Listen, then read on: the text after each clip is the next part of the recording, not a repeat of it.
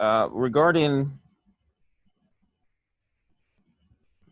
views, there are options to actually create views and modify views.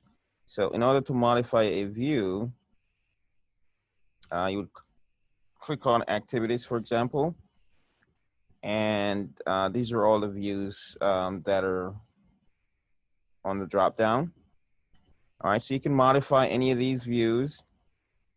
So for example, closed events. All right, you can go up here and then click edit. And you can change the criteria for this particular view. You can change the title.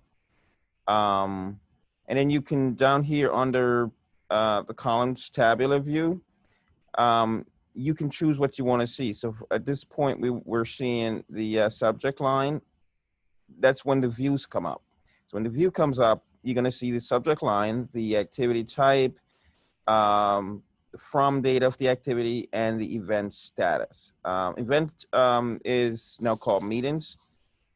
So just keep that in mind.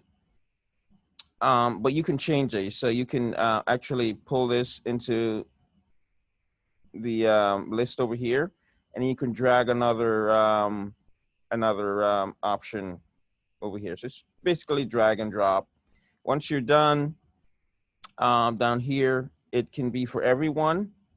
You can make it for only you, or you can make it select particular users, and then you'll get the options up here. Choose the particular users that will see the view, and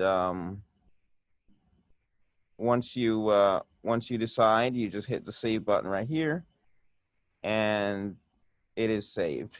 This is how you modify views